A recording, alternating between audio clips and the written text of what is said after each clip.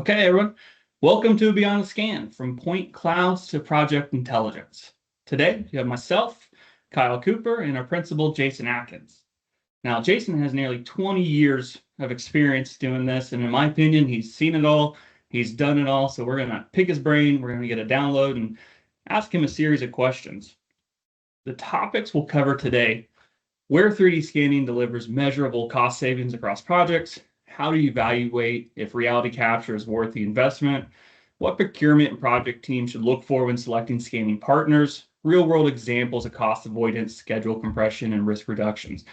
This is going to be more of a Q&A format, so as you come across questions, feel free to put them in the Q&A box, and I'll do my best to read them either during the specific segment or at the end. So with that being said, I'm actually going to stop sharing my screen. We're not going to PowerPoint you to death. We're going to show some real projects. So let me pull up my list of questions. So Jason, can you talk a little bit about what are the biggest hidden cost drivers in capital projects today? What have you seen? What have you heard? So I would say the biggest hidden cost drivers, they're not typically the obvious line items. The biggest cost drivers are the surprises. So the things we weren't expecting. So, poor existing condition documentation. We have unexpected field conflicts, repeated site visits, late stage design changes. Then we get into fabrication, then that's based on this bad information. We see coordination gaps between disciplines, and then downtime during installation is also another issue. So a lot of costs don't necessarily show up as documentation costs or survey costs. They show up later as rework, some type of schedule extension, change orders, standby time, expedited materials, and ultimately lost productivity. So the most expensive information is the information that you discover too late. Jason, why do you think about, after all these years, why do these change orders, reworks, and delays continue to happen? They happen because teams are often making decisions that are based on incomplete or outdated information. So the drawings may say one thing, the field says another, and then by the time the conflict is discovered, a lot of times materials already been fabricated, crews have been mobilized, and the schedule has already been, we're committed to the schedule. Another issue is that information gets fragmented. Engineering has one view, construction has another, procurement has another view. And then the field actually has, looking at the real problem and the answer. So, reality capture, the 3D scanning, the modeling, our project workflow, this actually helps connect these groups around the actual field conditions, what's really there. Great. Kind of moving into the ROI of it. At what stage of a project does 3D scanning create the most value? The most value. So scanning creates value at multiple stages. But the biggest impact is usually early. So during planning and estimating, this helps define the scope more accurately. During design, it helps engineers avoid clash with existing conditions. During fabrication, this supports better fit up and prefabrication. Then you move into construction, and it reduces the field conflicts and rework. You get to the end of the project at turnover, it gives the owner more accurate records. So they're able to use this for day-to-day operations, maintenance, and then planning for future projects. So the earlier you capture the reality, the more benefits and decisions can be made from that. Would you say there's a point in a project where it's too late to consider 3D scanning? I would say no. if, when you look at, we've been brought in, during projects that are underway, and then we realize, or the project team realizes that we've ran into a lot of risk. We either have design drawings now that we're working back to, and found out that we're working from inaccurate data early on. And so there's a time to come in and even sort those things out by capturing the existing condition, and you're able to compare that to the design drawings, and ultimately it's still the same tool to drive the risk from the project. Okay. Okay, thanks for that. So a good segue into evaluating the investment. And we've heard you say when you really look at a total, a capital project, scanning's almost free. And we've heard that time and time again, and we've seen it prove out through different ROI and case studies. And how do you determine if a project is worth the cost of scanning or the investment of scanning? I look at risk first. And so a few things to consider is the project in an existing facility? And then if so, are the drawings and the data that you have, is that questionable? Is this project taking place in a congested area? Do we have field fabrication, or do we have prefabrication? Another thing to consider would be critical tie-in points of new equipment versus old, and fitting those together. The other thing would be, are we in a tight shutdown or outage window? So if we're trying to compress that project timeline by having this information early on, what can we do as far as pre-work prior to this outage? And another thing would be, do we have multiple trades working in the same space? So each trade has a specific system they're working on, and so how do we coordinate that effort, coordinate the activities between all of these trades to get the most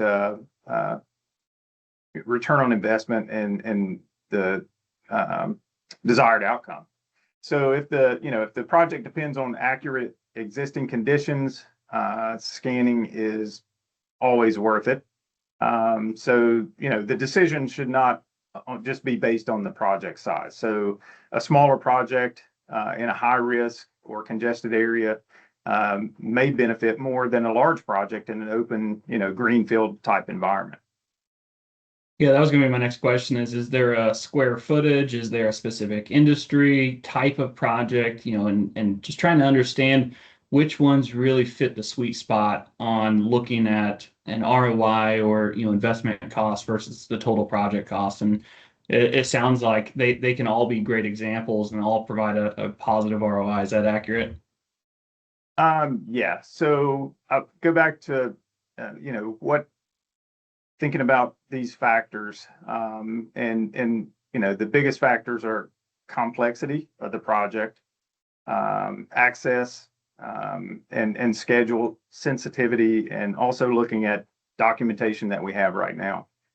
And then, what's the cost of being wrong? So I would always just ask a few questions of, one, how accurate are the drawings, and that you have in possession now? How expensive is the field conflict? So if we run into this issue, then how expensive is that to resolve? How much schedule risk do we have? And then how many teams need to rely on the same information? And then think about also, will anything be fabricated before installation? So these questions usually tell you whether scanning is just helpful or if it's truly necessary. Great for that. I will pause for a second. If anyone has any questions, again, feel free in the Q&A box, throw them up there. Jason and I will review those and answer them accordingly. The next kind of series of topics, we've gone through cost, we've gone through ROI, we've gone through, how to consider the investment. What about selecting the right scan partner? I always tell people, there's a difference in a scanner and a van, right? Anybody can go rent a scanner and do it, but that doesn't mean that they're one scanning accurately. They're not, potentially registering accurately. They're not selecting the right technology for the job. But beyond those things, like insurance, credibility, previous experience, what are some of the things to consider from a procurement or project engineering perspective on selecting the right scan partner? So I think the biggest mistake people make is treating scanning like a commodity. And so they typically compare providers only on price or speed, and they assume that every scan is the same. But the reality capture is not just data collection. So a provider needs to understand the project objective, required accuracy, the deliverables, the downstream users, how the information will support this engineering, construction, and operations. Another mistake is not defining the deliverable clearly. So a point cloud, a model, floor plans, CAD drawings, class-ready geometry, they're all different things. So if the expectations are not clear, the team may get data, but not in a usable format or not the information they actually needed for the project. What are questions different project teams can ask to help them verify or find the best partner for their reality capture project? I guess when you think about that between how do I determine if it's a commodity type vendor or a high value partner? The best partners ask, why is the scan needed? Who will use it? What decisions depend on it? And what accuracy is required? And then at the end of those questions, what format and how do we support this workflow? So they understand field conditions, project constraints, and also understanding the realities of construction. They also communicate the limitations clearly. Not every scan needs to be captured at the same level, and not every model needs to be modeled to the same level. So that good partnership helps right size the effort so that you're getting the biggest return on investment. Yeah, a few of the answers I've given different partners and customers is one, are they renting a scanner for this specific job, or do they have a full inventory of different technologies? Because often or not, we see a lot of different projects that require terrestrial scanning, SLAM, maybe even photogrammetry or Matterport type scanning. And whenever you have a partner that's been around the block a time or two, they understand what applications, what projects will dictate what type of scan technology, regardless of what vendor or what type of scanner you use. It's what technology is going to be best for the overall project objectives. Beyond that, the one I'm very proud to say is we're backed by a professional engineering company. Civil, mechanical, structural engineering is at the core of who we are through Ascensium. And we're a derivative of that company that's been focused on laser scanning for over a decade now. And so when you put those things together with the skill sets on determining the right technology, having the inventory, having the US-based field techs near major airport hubs throughout the country, I think those are the big things to consider in addition to the project level details. And then beyond that, we have the insurance. We have the safety ratings that where we can walk into job sites and feel comfortable that we're gonna do the right job, we're gonna meet the standard, and then accelerate through it. Those are just my comments. That's what some of the things I like to share when we're going up against potentially a guy that rented a scanner in a van and he's showing up on your job site and asking what you want him to do. We're at the other end of that spectrum. We've been there, done that, is what I tell people. And one thing to consider there is you're not always using just one particular technology. So if you have a large site, you may use a combination of those data collection tools, and to get the right size data, like I said, so we're not spending enormous amounts of time unnecessarily on tasks that should not get that attention. Yeah, it's easy to over-engineer it. I think a lot of people would Right. say, I want the, this scanner plus or minus 2 millimeters of accuracy when, really you could get away with plus or minus 2 to 3 centimeters. And, that could save you days of scanning tens of thousands of dollars. And so, absolutely different scanning technologies and knowing which ones can be blended together in the point cloud versus not. All Yep. great points. Mhm. Jason, you want to walk through just a couple project examples, how we were able to prevent, major cost, schedule, risk, some of those data points? Yeah, sure. Got a project here I will share. And what we're looking at here is a 3D model that was generated from laser scanning. And we've got portions of the building removed here so we can see, get a better look. Ultimately, this project was a material handling project that AsBuilt was working with our engineering group, and our material handling engineers were working on replacing chute work in this transfer house. So this transfer house was built in the 1970s, has had multiple retrofits. You've also added a lot of equipment over time. And so then there were also structural changes that had happened over the years, platforms and so forth. And so the goal of the project was ultimately to replace the transfer chute work coming in from the head chute here at the top. And everything that you see here in the gray color is all of the new design. And then we've got some existing equipment that would remain.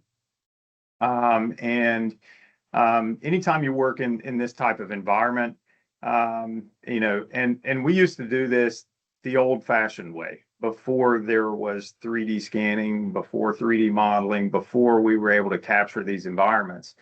And there was a lot of clash. There was a lot of rework. There was a lot of field fabrication to make these things fit and these things come together. So we've eliminated all of those problems. One, by capturing the as-is conditions, and then converting this into a 3D model. So in this project, we have, the constraints of the existing structure here for head pulleys. We've got motors, drives. We've got concrete floor openings that the equipment has to fit within those confines. We have, as you can see on the bottom side here, we're passing this equipment through the existing structural members. And then we get into, if you notice, everything is kind of hard bolted here. So I have some critical dimensions from the head pulley location here at the top down to my first bolted connection, which is feeding into this crusher inlet. And so it's pretty easy to do all of this in 3D and to create this design. But at the same time, we were working through, our engineering team uses discrete element modeling for flow modeling of particles. So they're making minor tweaks and geometry changes throughout this process. And during that time, we're still trying to work through all of the same constraints with the existing building geometry. Then if you notice in the model, it's kind of that's a pretty cool model here in the sense that we have a lot of different levels of detail in this model. So we've got some lower level of detail here on a trash chute. We've got some manufacturer models that are incorporated, so we can see this limit torque actuator here. So that's bringing in both the manufacturer's models into the design model, into the existing conditions. As we move down, we get a little more congested in these areas below. And so talking about, field work and I pulled this one up in this stage because we do see that we have clash and we have things that are going to conflict with this new design. So we've got a fire line here, and we know that this has to be moved. So the beautiful thing about that is you're able to go out, you're able to provide them the drawings and where they should move this to prior to even the old system being demoed. Then the next kind of hard bolt up areas, we've got hoppers that have to bolt up to this structure below. And so then, as we see, we move down to the load zone. So this load zone and this conveyor below, there's no adjustment. This is not moving. This is not changing. So when we think about this from overall dimensional accuracy, to be able to go from the head chute, the head pulley to the tail pulley location and everything bolt together properly, and to not have any major clash or conflict with the existing structure. If we're, dealing with, conduit and piping and things like that, those moves can be made ahead of time. So we can mark all of those as pre-work. And the other thing that we do on these projects, every single part here, every single assembly is scanned in the fabrication shop. So the reason that we do that is if we start a project with 3D laser scanning and I go out and I capture this entire transfer tower, and then I design this in 3D and we work through all the clash and we work through all those things. If we have fabrication errors, then what happens is now we run into the issues in the field for the install crews. So every part scanned in the fabrication shop, every part was checked for deviation from the design model. And then once approved, shipped to the site. If any changes needed to be made, they were changed ahead of time. And in doing this, it's the cheapest insurance policy you can buy. Your installation then goes from, dealing with the unknowns and issues and that were due to incorrect fabrication, to now just a simple, bolt up project. So there was no field work. This project installed with no issues.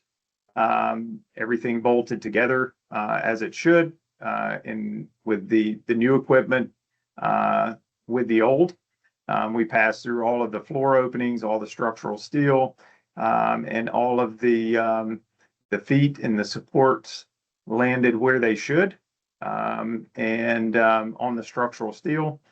And ultimately, so no matter if you're doing if you have a project that's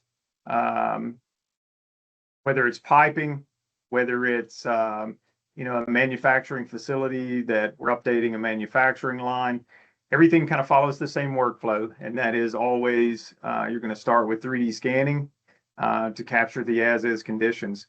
You're going to convert that 3D, the point cloud into a 3D model.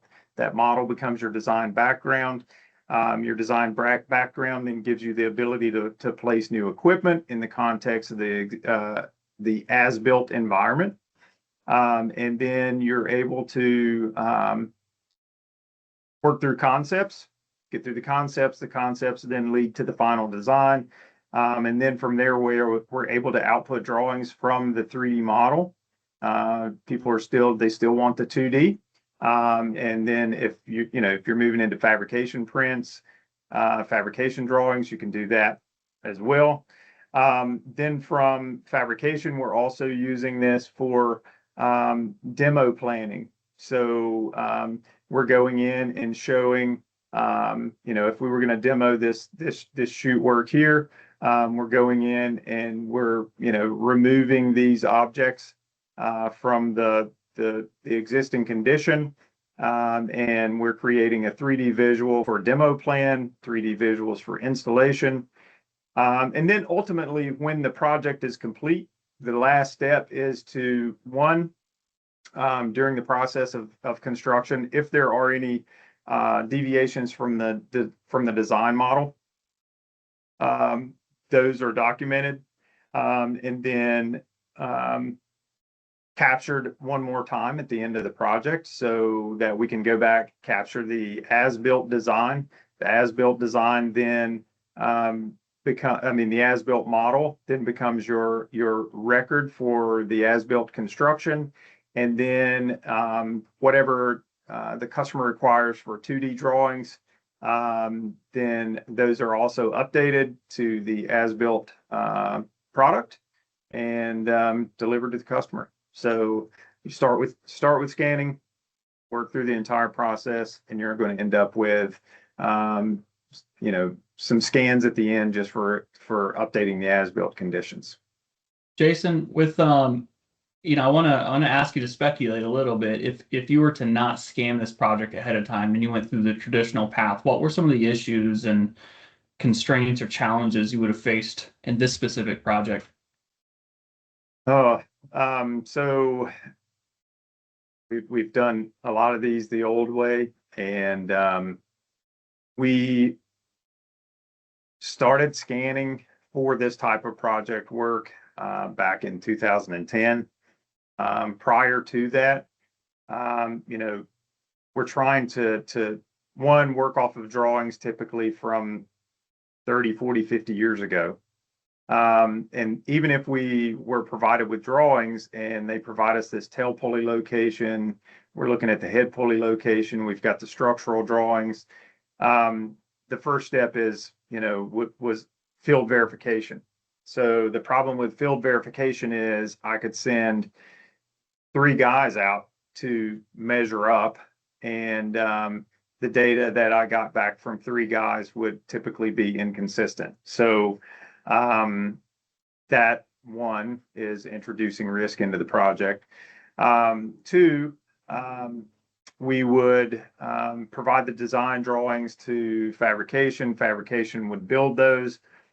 Once the equipment shows up on site, one of the issues may be, for example, if this flange right here were off by a few degrees, it's going to bolt up. But if, depending on how far below that flange I'm trying to pass through this structural steel below, then I end up running into the steel. So now then the question always came back, well, the fabricator's blaming the engineer's blaming the fabricator, everybody's blaming everybody else. But ultimately it came down to now we're having some sort of field rework that is very time consuming. It's also very expensive versus fabrication in the shop. So those types of issues. Another issue was clash. So working in the 2D space, for example, I may not have picked up this fire protection line, and you can see, obviously we're passing through the chute work here, and so not only in one location but multiples, and so that is something that typically what would happen is you start the install and then you realize that gosh, I'm about to run into this fire line. So then they end up, cutting that fire line in the field. You're having to do reroute. And if you're cutting fire lines, then a lot of times we would have to put that back in service to be able to continue working in this area. So just delay upon delay. And projects that, I would also say the workflow and timeline has been greatly increased. So, these facilities go down for a scheduled outage or a scheduled timeline. And during that, we have a window for installation. And the install crews, it was a race to get finished and meet the deadline. So with this, being able to be confident in your design, be confident in your fabrication, and know 100% that you're going to have the fit up, then that also helps tremendously for maintaining schedule. Perfect. Thanks, Jason. So we're coming to the end of today's session. I do want to ask again, if there's any questions, feel free to put them in Q&A. We'll read those off, get them read to you. I do want to share the screen as we're talking about, project savings, different use cases. We have recently published a case study. It is up on our LinkedIn. If you want access to it, you can email me, get in contact with us so we can send it. But it's how laser scanning enabled over $2 million worth of savings on a power plant. And so not only did we save field rework, save equipment costs, but we're actually able to reduce the schedule. And so if you want access to it, again, go on our LinkedIn page or reach out to us and we can send this. A lot of great details about the project and key takeaways that we were able to deliver. And so before we wrap everything up, again, no questions. I do want to ask, I don't have a poll set up specifically, but I would love everyone's input on, what kind of topics would be helpful for this webinar? What would help you get value out of these different sessions? And so if you want to contact us, let me know what you're thinking. Perhaps next month, because we do this on the last Thursday every month, I'll try to put a poll in there and we can ask some different questions, everything from different services we offer, BIM coordination. We do plan on bringing on different customers to get, I call it the voice of the customer. We want to hear from them, their experience with laser scanning, 3D modeling, and the different services that we offer. But if anyone has any feedback, we'd love to have it. And until then, we'll wrap up today's session. Any last comments, Jason? I would just throw out, if you guys are interested in learning more about the process, give us a call.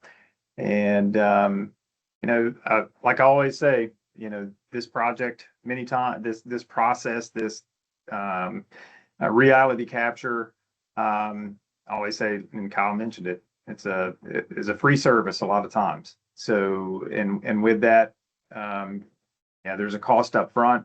But if we can just help you avoid one major mistake, totally pays for itself. And then the deliverables and having that 3D model and the AsBuilt drawings, everything, project documentation at the end, just further increases that return on investment. So we look forward to hearing from you and appreciate everybody joining today. All right. Thanks, everyone.